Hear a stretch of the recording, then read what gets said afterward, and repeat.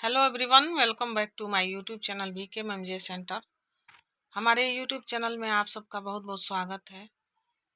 कैसे हैं आप सब? उम्मीद है आप सब बहुत अच्छे होंगे। आज का हम लोग का जो टॉपिक है बहुत ही महत्वपूर्ण टॉपिक है, जिस पे हम लोग बात करेंगे आज। तो आप लोग इस वीडियो को पूरा देखिएगा। हमारी वीडियो अगर ज़रा सा भी ज्ञानवर्धक लगे तो हमारे वीडियो को लाइक अवश्य करिएगा। प्रतिदिन ऐसे ज्ञानवर्धक वीडियो प्राप्त करने के लिए हमारे चैनल को सब्सक्राइब अवश्य करिएगा। आइए हम लोग जानते हैं विश्व में जो महाद्वीपों की संख्या है वो कितनी है, कौन कौन से महाद्वीप कहाँ अवस्थित हैं और उनकी क्या क्या विशेषताएं हैं। तो हम लोग जानते हैं कि पूरे विश्व में 7 महाद्वीप हैं, 7 कॉन्टिनेंट्स हैं पूरे विश्व में। तो पहला है एशिया महाद्वीप, दूसरा है अफ्रीका महाद्वीप, तीसरा है नॉर्थ अमेरिका यानी उत्तरी अमेरिका, चौथा है साउथ अमेरिका यानी दक्षिणी अमेरिका, पांचवा है अंटार्कटिका, छठवां है यूरोप और सातवां है ऑस्ट्रेलिया। तो आज के इस वीडियो में हम लोग एशिया महाद्वीप के बारे में संपूर्ण जानकारी प्राप्त करेंगे। एशिया महाद्वीप जो है संसार के क्षेत्रफल और जनसंख्या दोनों दृष्टियों से सबसे बड़ा महाद्वीप है या महादेश है। यहाँ संपूर्ण विश्व का 1/3 स्थल और कुल जनसंख्या का 2/5 भाग पाया जाता है। इसका मतलब ये है कि जो एशिया महाद्वीप है या एशिया महादेश है, यह पूरे विश्व में सबसे बड़ा महादेश है एवं इसका जो स्थल भाग है विश्व का 1/3 है और कुल जनसंख्या जो है 2/5 भाग एशिया महाद्वीप में पाया जाता है। एशिया महादेश का अक्षांशीय विस्तार 10 डिग्री दक्षिणी अक्षांश से 80 डिग्री उत्तरी अक्षांश तक है तथा देशांतरी विस्तार जो है 25 से 33 डिग्री तथा पूर्वी और देशांतर से 180 डिग्री पूर्वी देशांतर तक फैला हुआ है।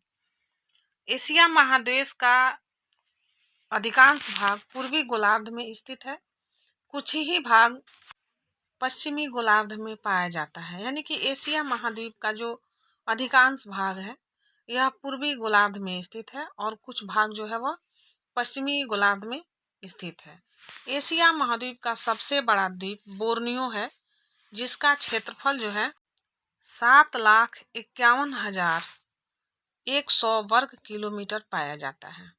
एशिया महाद्वीप का जो क्षेत्रफल है 7,51,100 वर्ग मीटर के क्षेत्र में पाया जाता है। बोर्नियो यहाँ का सबसे बड़ा द्वीप है। एशिया का सबसे घना बसा द्वीप जो है इंडोनेशियाई द्वीप समूह माना जाता है। इंडोनेशियाई द्वीप समूह का जो जावा द्वीप है यह एशिया का सबसे घना बसा द्वीप जो है वह इंडोनेशियाई द्वीप समूह का जावा द्वीप है।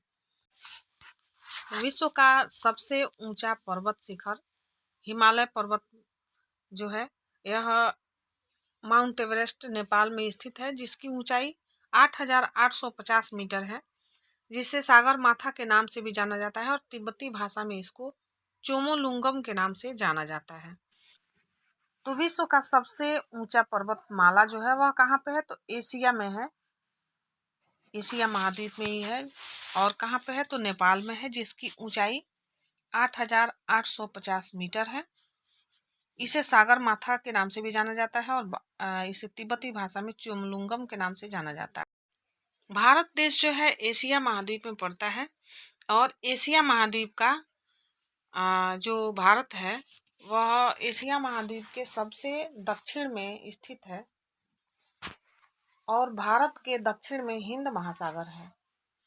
भारत के दक्षिण पूर्व में बंगाल की खाड़ी है, भारत के पश्चिम में अरब सागर है।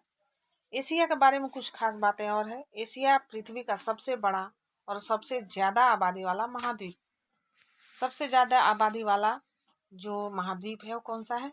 एशिया महाद्वीप है। एशिया में करीब 4.5 अरब लोग रहते हैं, जो दुनिया की आबादी का करीब 60% है। एशिया में कई देश हैं, जिनमें से हर देश की अपनी संस्कृति, भाषा और परंपराएं हैं।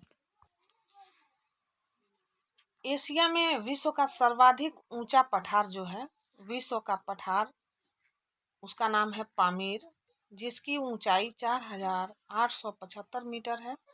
यह एशिया महाद्वीप में पाया जाता है, जिसे विश्व का छत यानी कि रूफ ऑफ वर्ल्ड कहा जाता है।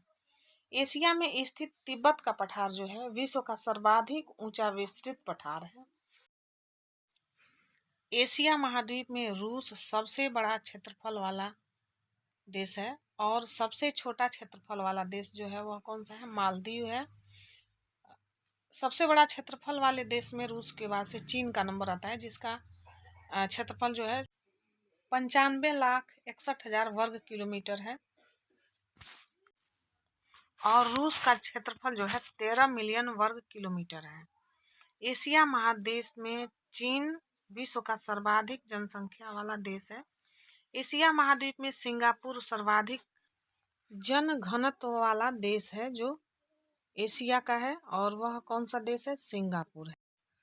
एशिया और यूरोप महाद्वीप को कौन विभाजित करता है? तो यूराल पर्वत और यूराल नदी तथा कैस्पियन सागर, ये तीनों मिलके एशिया और यूरोप महाद्वीप को विभाजित करते हैं। यूराल पर्वत, यूराल नदी और कैस्पियन सागर, ये तीनों जो है, कैस्पियन सागर है, यूराल पर्वत है और यूराल नदी, जिसके द्वारा यूरोप और एशिया महाद्वीप एक दूसरे से विभाजित होते हैं। एशिया महाद्वीप में विश्व की सबसे बड़ी झील कैस्पियन सागर पाई जाती है, जिसका क्षेत्रफल 3,71,800 किलोमीटर इसका क्षेत्रफल है। किसका? तो कैस्पियन सागर का, और यह एशिया महाद्वीप में स्थित है, और यह विश्व की सबसे बड़ी झील है, जिसका नाम है कैस्पियन सागर। इसके बाद हम लोग देखेंगे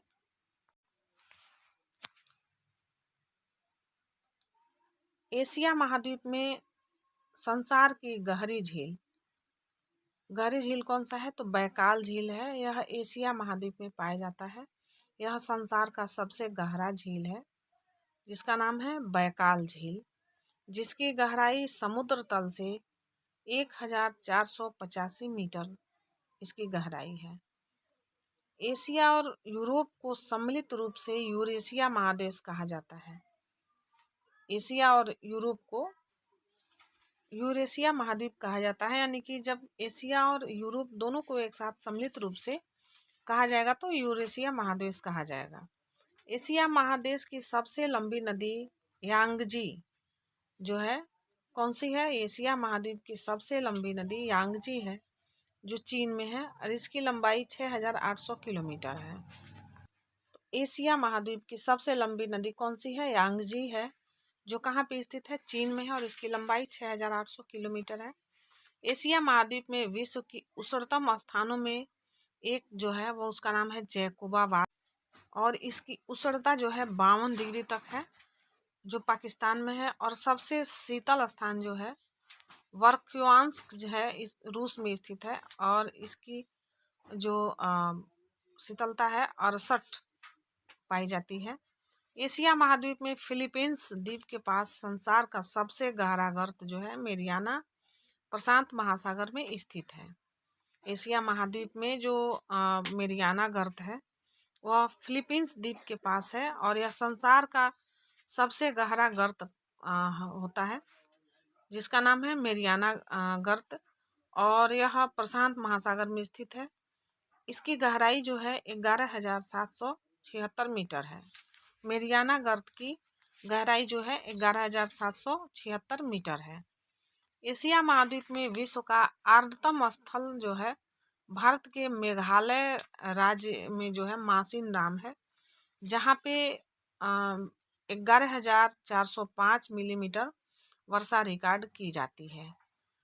एशिया में विश्व का सबसे लंबा रेल मार्ग जो है वह कौन सा है? तो ट्रांस साइबेरियन है। एशिया का में विश्व का सबसे लंबा रेल मार्ग कौन सा है? तो वह ट्रांस साइबेरियन है रेल मार्ग जो है, और इसकी जो लंबाई है 9,438 किलोमीटर है। ट्रांस साइबेरियन की लंबाई जो रेल मार्ग है इसकी लंबाई 9,438 किलोमीटर है। यह जो रेल मार्ग है यह विश्व का सबसे लंबा रेल मार्ग है। यह लेनिनग्राड से व्लादिवोस्तोक तक जाता है।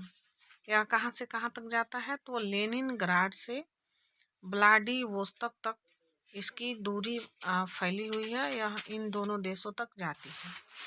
एशिया महाद्वीप में स्थित जापान तथा चीन विश्व में सर्वाधिक मत्स्य आहरण करने वाले देश हैं। यानी कि मछलियों का उत्पादन और इसका उपभोग करने वाले देश जो हैं जापान और चीन है। एशिया महाद्वीप में विश्व का सर्वाधिक चावल 93% तथा चाय 91% उत्पादित किया जाता है। एशिया में जो है, एशिया महाद्वीप में विश्व का सबसे अधिक चावल उत्पादित होता है और चाय जिसका प्रतिशत है 93% चावल का और 91% चाय का।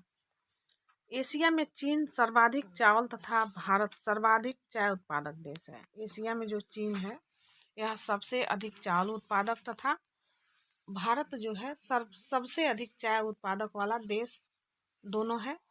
चावल उत्पादन में चीन और चाय उत्पादन में भारत। एशिया को सभी धर्मों की आद्य भूमि कहा जाता है क्योंकि सभी धर्मों की उत्पत्ति स्थल यही महादेश है।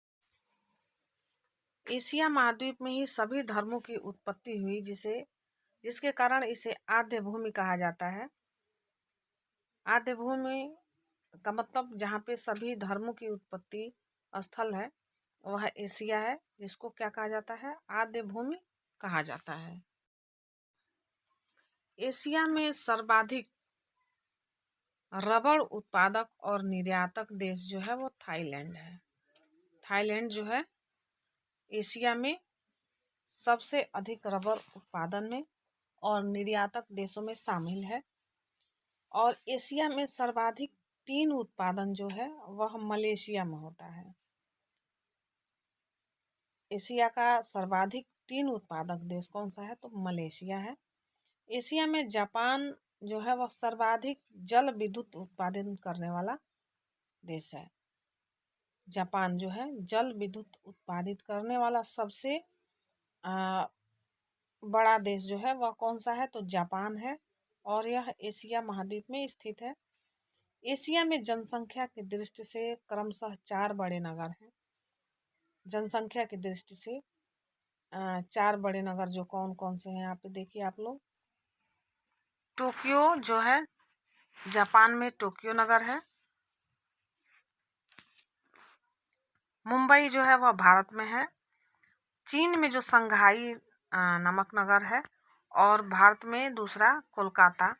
और जो जनसंख्या की दृष्टि से सबसे बड़े जो देश हैं उसमें रूस है, जापान, फिलीपींस, मिस्र, वियतनाम, तुर्की, ईरान और थाईलैंड आता है।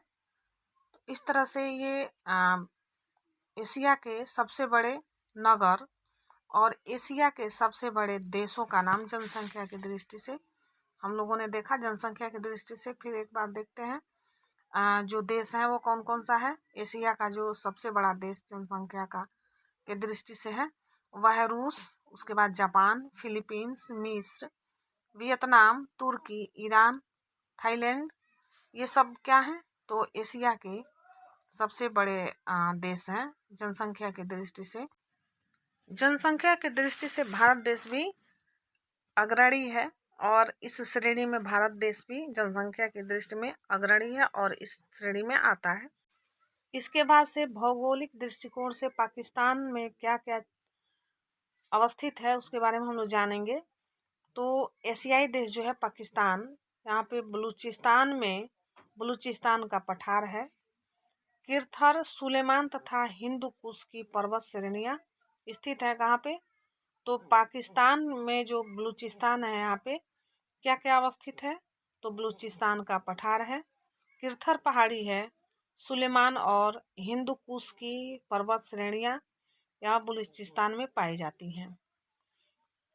पाकिस्तान के हिंदू कुश में खैबर तथा गोमल दर्रा तथा किरथर श्रेणी में खैरब तथा गोमल दर्रा तथा किरथर श्रेणी में बोलन दर्रा पाया जाता है। लोग देखते हैं कि पाकिस्तान में जो हिंदू कुश है पर्वत है, इसमें खैबर तथा गोमल दर्रा है। किरथर श्रेणी में क्या है, तो खैबर तथा गोमल दर्रा है। और किरथर श्रेणी में क्या है, तो बोलन दर्रा पाया जाता है। यानी हिंदू कुश जो पर्वत श्रेणी है, इसमें खैबर तथा गोमल दर्रा है। किरथर श्रेणी में खैबर तथा गोमल दर्रा है और किरथर श्रेणी में बोलन दर्रा पाया जाता है।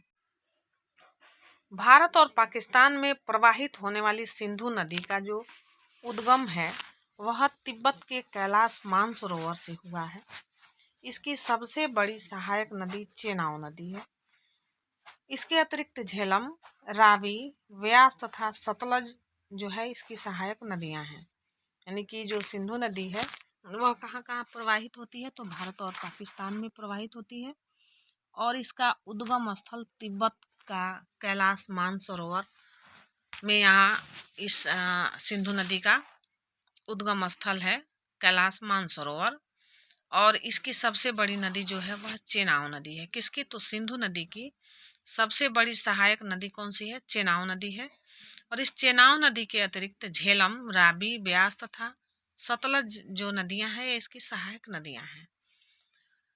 पाकिस्तान का कराची, जो कराची शहर है पाकिस्तान का, वह सिंधु नदी के किनारे स्थित सबसे बड़ा बंदरगाह नगर है। यानी कि जो सिंधु नदी का सबसे बड़ा बंदरगाह नगर कराची है वह सिंधु नदी के किनारे बसा हुआ है।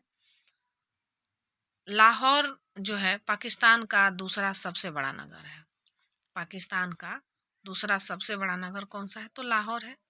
कराची तथा चश्मा में पाकिस्तान का नाभिकीय विद्युत संयंत्र स्थापित किया गया है।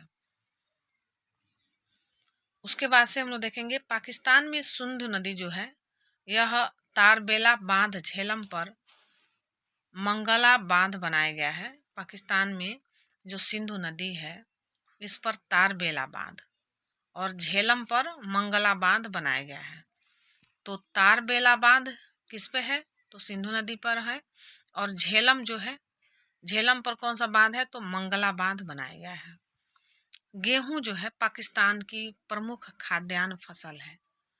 प्रमुख खाद्यान्न फसल पाकिस्तान की क्या है, तो गेहूं है। इसके पश्चात कपास यहाँ की दूसरी प्रमुख फसल है। तो पाकिस्तान की भौगोलिक दृष्टिकोण में यहाँ पे जो पहली फसल है वह गेहूं है और दूसरी फसल जो है वह क्या है, तो वह कपास है। पाकिस्तान की कृषि का मेरुदंड जो क्षेत्र है पंजाब एवं सिंध है, जो वृक्षाकार रूप में विकसित हुआ है।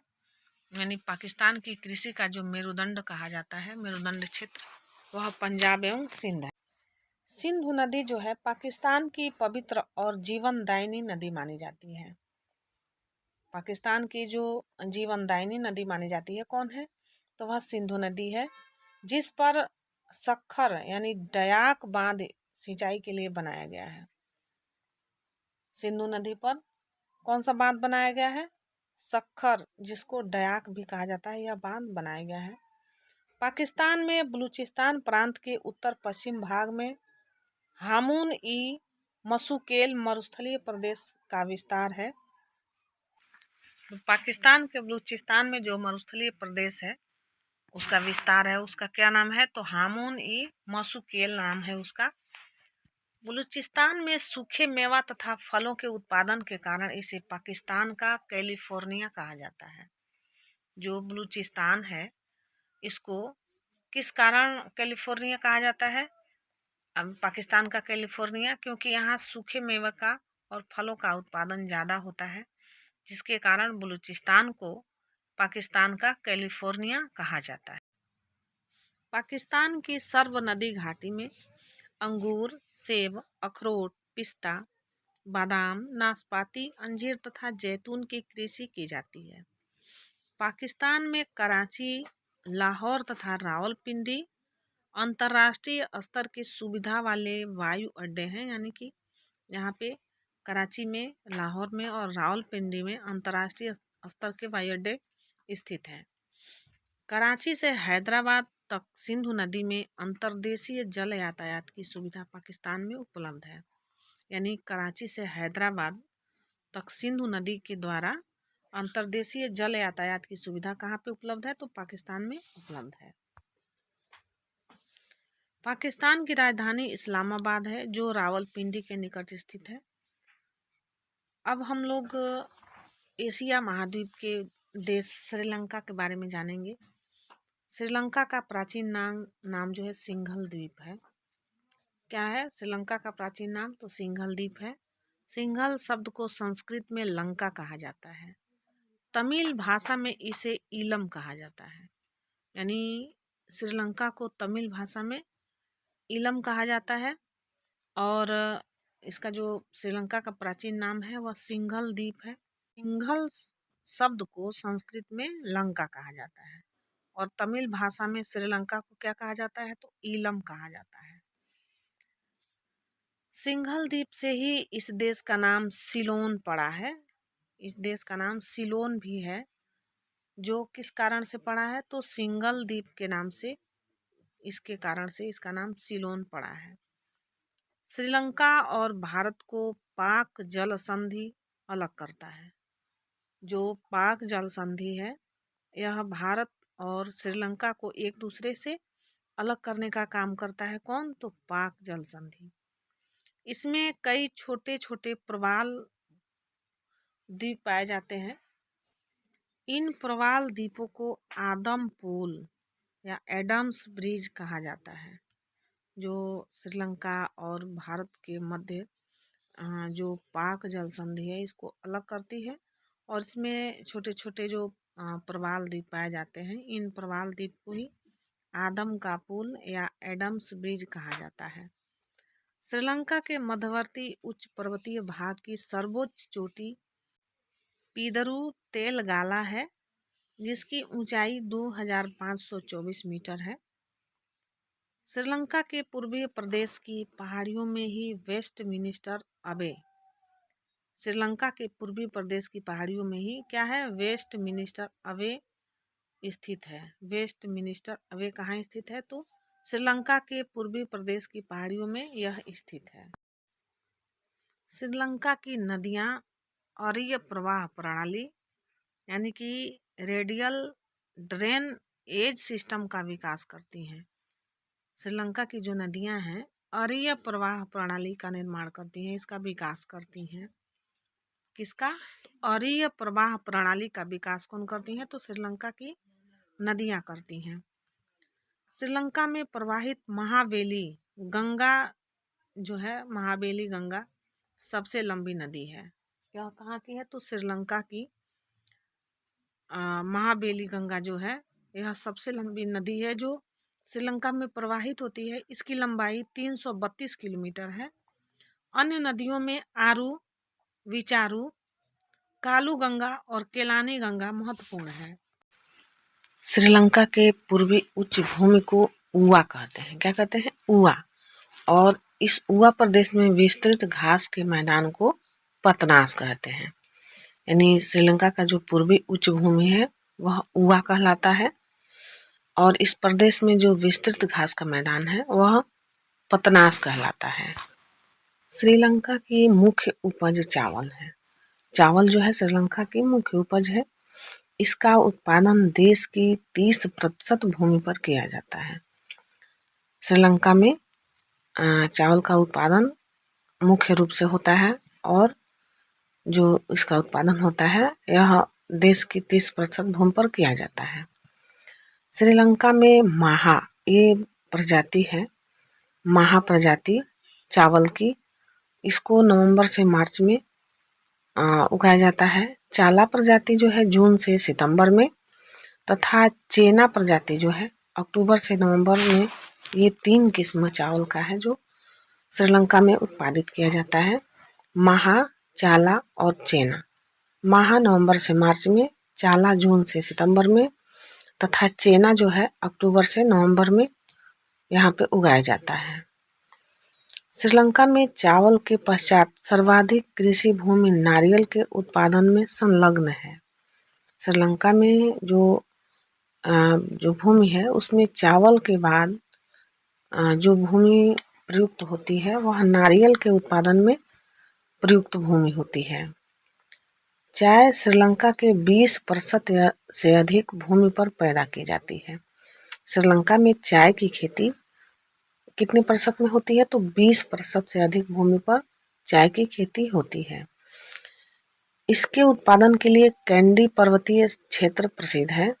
श्रीलंका में चाय के उत्पादन कितनी होती है? 20% से अधिक। और इसके उत्पादन के लिए कौन सा क्षेत्र प्रसिद्ध है? तो वह है कैंडी का पर्वतीय क्षेत्र चाय उत्पादन के लिए प्रसिद्ध है। किस जगह पर? तो ये श्रीलंका में चाय के उत्पादन के लिए कैंडी पर्वतीय क्षेत्र प्रसिद्ध है। श्रीलंका बौद्ध धर्मावलंबी देश है। सब लोग जानते हैं कि श्रीलंका जो है यहाँ पे बौद्ध धर्मावलंबी बहुत सारे लोग हैं, तो यह एक बौद्ध धर्मावलंबी देश है। इसे पूर्व का मोती कहा जाता है। श्रीलंका को पूर्व का मोती कहा जाता है या इसको पर्ल ऑफ ईस्ट कहा जाता है। जब भी किसी प्रश्न में पूछा जाए पूर्व का मोती या पर्ल ऑफ ईस्ट, तो हमें तुरंत यह याद हो जाना चाहिए कि यह क्या है? श्रीलंका देश को पूर्व का मोती या पर्ल ऑफ ईस्ट कहा जाता है। तो ये बहुत ही महत्वपूर्ण पॉइंट्स हैं प्रतियोगी परीक्षाओं की दृष्टि से। श्रीलंका में मन्नार की खाड़ी जो है मोती प्राप्त करने के लिए प्रसिद्ध है। श्रीलंका में मन्नार की खाड़ी है जहाँ से मोती प्राप्त होता है और इसके लिए प्रसिद्ध है। क्या प्रसिद्ध है? तो मन्नार की खाड़ी। और क्यों प्रसिद्ध है? तो मोती प्राप्त करने के लिए प्रसिद्ध है। श्रीलंका का राजधानी नगर कोलंबो, श्रीलंका का जो राजधानी है कोलंबो है, सड़क, रेल तथा वायु परिवहन का महत्वपूर्ण केंद्र रहा है। कोलंबो तथा त्रिकोमाली श्रीलंका के प्रसिद्ध बंदरगाह नगर हैं। त्रिकोमाली श्रीलंका का सुंदर प्राकृतिक बंदरगाह है। उत्तर में जाफना है तथा पूर्वी तट पर वट्टी कालोआ तथा अन्य महत्वपूर्ण बंदरगाह स्थित हैं। तो श्रीलंका का जो उत्तर भाग है इसमें जाफना है बंदरगाह तथा पूर्वी तट पर वट्टी कालोआ बंदरगाह स्थित है। श्रीलंका में जनसंख्या की दृष्टि से सिंघली सर्वाधिक जो है स्थान है इसका। सिंघली का 70% यहाँ पे जनसंख्या पाई जाती है। इसके पश्चात सिंघली तमिल 20% तथा तमिल जो भारतीय तमिल है वह 10% की संख्या है। जनसंख्या की दृष्टि में श्रीलंका के 4 क्रमशः बड़े नगर हैं: कोलंबो, डेलीवेला, माउंट लिवनिया, मोरातुबा, जाफना। ये महत्वपूर्ण नगर हैं श्रीलंका के। अनुराधापुर श्रीलंका का ऐतिहासिक नगर है और कैंडी बौद्ध धर्म का तीर्थ स्थल तथा कोलंबो जो है राजनीतिक एवं व्यापारिक नगर है श्रीलंका का। इस तरह से श्रीलंका के संबंध में कुछ ये जो जानकारी थी समाप्त हुई। अब हम लोग नेपाल की पृष्ठभूमि के बारे में जानेंगे। भौगोलिक पृष्ठभूमि का क्या है? नेपाल हिमालय की गोद में बसा स्थल रूढ़ देश है जिसको लैंड लॉक्ड कंट्री कहा जाता है। यह एकमात्र हिंदू राष्ट्र है। नेपाल एशिया का पर्वतीय देश है जिसका 9% भाग पर्वतीय है। विश्व की सर्वोच्च चोटी एवरेस्ट जो है इसकी ऊंचाई 8,850 मीटर है जो नेपाल में स्थित है, जिसे तिब्बती भाषा में चोमोलंगम तथा पर्वतों की रानी कहा जाता है। माउंट एवरेस्ट की खोज सर्वेक्षक राधारमण सिकंदर ने की थी, पर नामकरण भारत के महासर्वेक्षक एवरेस्ट के नाम पर किया गया है। नेपाल के मध्य हिमालय की महाभारत श्रेणी पाई जाती है। नेपाल की काठमांडू घाटी महान हिमालय तथा लघु हिमालय के मध्य स्थित है। यह 20 किलोमीटर लंबी तथा 12 किलोमीटर चौड़ी वृत्ताकार घाटी है। नेपाल की अर्थव्यवस्था में कृषि एवं पशुपालन का विशेष महत्व है। प्रदेश के कुल क्षेत्रफल का मात्र 14% ही समतल मैदानी भूभाग है। नेपाल के तराई प्रदेश में चावल, मक्का, गन्ना, जूट, चाय, तंबाकू, गेहूं, जौ, कपास आदि की कृषि रूप में की जाती है। नेपाल के पोखरा एवं काठमांडू क्षेत्र जो है घाटी चावल एवं गेहूँ, मक्का, अंगूर, सेब, सब्जियों इत्यादि के लिए प्रसिद्ध है। भारत की सहायता से नेपाल में काठमांडू से रक्सौल तक 1956 ईस्वी में त्रिभुवन राजमार्ग का निर्माण किया गया। चीन की सहायता से नेपाल में काठमांडू से बोदरी लहासा तक महेंद्र राजमार्ग का निर्माण हुआ है। नेपाल में काठमांडू के अतिरिक्त पोखरा, रक्सौल, जयनगर, विराटनगर, जनकपुर, वीरगंज, गौरीपाटन, भैरवा महत्वपूर्ण औद्योगिक एवं व्यापारिक नगर यहाँ के हैं। इसके बाद से हम लोग भूटान के बारे में जानेंगे। कुछ भौगोलिक पृष्ठभूमि यहाँ की क्या है। तो एशियाई देश जो भूटान है, इसको सर्पराज का देश कहा जाता है, यानी कंट्री ऑफ ड्रैगन किंग कहा जाता है। भूटान का राष्ट्रीय चिन्ह जो है अजगर है। इस देश में नाग एवं अजगर का बाहुल्य है, जिसे लोग पवित्र मानते हैं। भूटान का राष्ट्रीय धर्म जो है बौद्ध धर्म है। यहाँ बौद्ध धर्म स्थल जोंग बनाया जाता है। यहाँ पर जो बौद्ध धर्म का स्थल है उसको जोंग कहा जाता है, जिसको बनाया जाता है। भूटान की राजधानी नगर थिम्पू है, जो संकोश नदी की पश्चिमी सहायक नदी के किनारे स्थित है। भूटान का सर्वोच्च शिखर कुल कंगरी जो है महान हिमालय में स्थित है। इसकी ऊंचाई 8,200 मीटर है।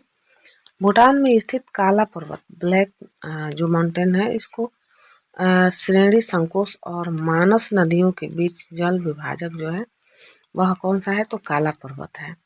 भूटान में पारो, पुनाखा, थिम्पू तथा हाँ घाटियाँ पाई जाती हैं।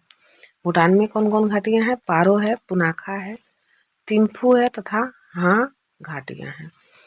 भूटान सिक्किम सीमा पर दोख्या श्रेणी पाई जाती है। भूटान और सिक्किम की जो सीमा है वहाँ पर दोख्या श्रेणी पाई जाती है। भूटान में कौन कौन सी नदियाँ प्रवाहित होती हैं? तो उसमें संकोश नदी, मानस नदी, वांगचू नदी, पुनाखा नदी, ये नदियाँ प्रवाहित होती हैं। भूटान का 50% भाग वनों से आवृत है। यहाँ विभिन्न ऊंचाइयों पर भिन्न भिन्न वृक्ष पाए जाते हैं।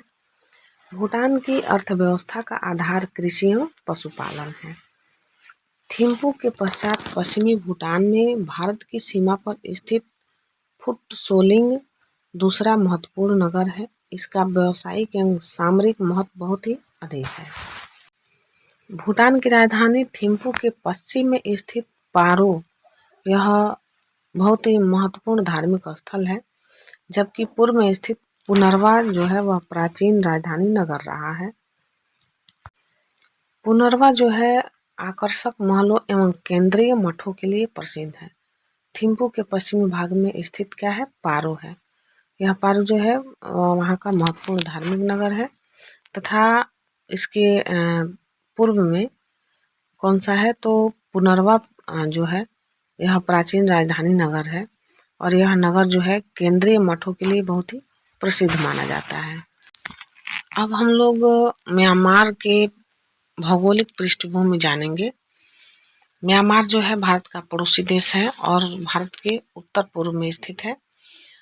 म्यांमार में अराकानयोमा पर्वत का उत्तर से दक्षिण स्थित दिशा में विस्तार पाया जाता है। जो अराकानयोमा पर्वत है, इसका जो विस्तार है उत्तर से दक्षिण दिशा में इसका विस्तार पाया जाता है। इसकी सर्वोच्च चोटी जो है सारामती है और इसकी ऊंचाई है 3,828 किलोमीटर। ये जो म्यांमार है इसकी सर्वोच्च चोटी क्या कौन सी है, तो सारामती है और ऊंचाई कितनी है, तो 3,828 मीटर है। म्यांमार की प्राचीन राजधानी यंगून थी। म्यांमार की प्राचीन राजधानी कहाँ थी? यंगून। और नई राजधानी जो है पियनमाना है। प्राचीन राजधानी यंगून और नई राजधानी पियनमाना। म्यांमार के दक्षिण में तेनासिरयोमा पर्वतीय क्षेत्र स्थित है। यह कहाँ पे है, तो म्यांमार के दक्षिण में है। कौन सा पर्वतीय क्षेत्र है, तो तेनासिरयोमा है। म्यांमार के पूर्वी भाग में शान का पठार स्थित है। म्यांमार के पूर्व में कौन सा पठार है, तो शान का पठार है, जिसे चीन के यूनान पठार का भाग माना जाता है। शान पठार पर कई ज्वालामुखी पाए जाते हैं। इसी पठार पर साल्विन नदी प्रवाहित होती है। तो क्वेश्चन यहाँ से बनता है कि साल्विन नदी कहाँ से प्रवाहित होती है, तो शान पठार से प्रवाहित होती है और यहाँ पे कई ज्वालामुखी पाए जाते हैं। म्यांमार में प्रवाहित होने वाली नदियों में इरावती, चिंदविन तथा सितांग महत्वपूर्ण नदियां हैं। ये जो महत्वपूर्ण नदियां हैं कौन सी हैं, तो म्यांमार में प्रवाहित होने वाली जो नदियां हैं इनमें इरावती है, चिंदविन है तथा सितांग नदी है। म्यांमार के शान पठार में बहुमूल्य खनिज की प्राप्ति होती है। यानी जो शान पठार है म्यांमार का, यहाँ से बहुमूल्य खनिज की प्राप्ति होती है, जहाँ पे क्या क्या मिलता है, सीसा, जस्ता, तांबा, चांदी, हीरा, लाल मणि, माणिक, पन्ना, नीलम इत्यादि प्राप्त किए जाते हैं। म्यांमार के दक्षिण में स्थित मर्तबान की घाटी स्थित है। यानी म्यांमार के दक्षिण में कौन सी घाटी स्थित है, तो मर्तबान की घाटी है, जो मोती प्राप्त करने के लिए प्रसिद्ध है। म्यांमार विश्व में सागवान की प्राप्ति के लिए प्रसिद्ध है। यहाँ सागवान की सर्वोत्तम लकड़ी पाई जाती है। म्यांमार के लोगों का मुख्य आहार चावल तथा मछली है। म्यांमार की अधिकांश जनसंख्या कृषि कार्यों में संलग्न पाई जाती है। म्यांमार में आराकान योमा पर्वत के पश्चिमी ढालों पर चाय की कृषि होती है। म्यांमार में मांडले तथा यंगून में तेल शोधक शाला का विकास हुआ है। म्यांमार में मांडले है और यंगून है, जहाँ पे तेल शोधक शाला का विकास हुआ है। म्यांमार में प्राप्त किया जाने वाला मैगोक हीरा अपनी चमक एवं विशेषता के लिए प्रसिद्ध है। यंगून एवं मांडले म्यांमार के महत्वपूर्ण हवाई अड्डे हैं यहाँ के। तो म्यांमार के महत्वपूर्ण हवाई अड्डे कौन कौन है, तो यांगून है और मांडले है। ये महत्वपूर्ण हवाई अड्डे यहाँ के हैं। और म्यांमार में जो प्राप्त होने वाला मैगोक हीरा है वह अपनी चमक के लिए प्रसिद्ध है। तो बौद्ध धर्म जो है म्यांमार का राष्ट्रीय धर्म है। यहाँ की 85% जनसंख्या बौद्ध मतावलंबी है। मांडले म्यांमार का प्राचीनतम राजधानी नगर है एवं सांस्कृतिक हृदय स्थल रहा है। यानी मांडले जो है म्यांमार का प्राचीनतम राजधानी नगर रहा है और जिसे सांस्कृतिक हृदय स्थल माना जाता है। यह चिंदविन एवं इरावती के संगम की पूर्व की ओर स्थित है। यानी मांडले जो है यह चिंदविन और इरावती नदियों का संगम है, जिसके पूर्व की तरफ यह मांडले जो शहर है यह अवस्थित है म्यांमार में। इस तरह से हम लोगों ने म्यांमार के बारे में भौगोलिक पृष्ठभूमि को जाना। आज हम लोगों ने एशिया महाद्वीप के प्रमुख देशों के बारे में हम लोगों ने महत्वपूर्ण अध्ययन किया, उसके भौगोलिक पृष्ठभूमि को जाना है। उम्मीद है आप लोगों को वीडियो अच्छा लगा होगा। वीडियो अच्छा लगा हो तो हमारे चैनल को सब्सक्राइब करिएगा, वीडियो पर कमेंट अवश्य करिएगा और ऐसे ही महत्वपूर्ण वीडियो मिस ना हो इसके लिए आप लोग हमारे चैनल को सब्सक्राइब कर लीजिए, कमेंट करिए। मिलते हैं अगले वीडियो में हम लोग। Thanks for watching this video. जय हिंद, वंदे मातरम।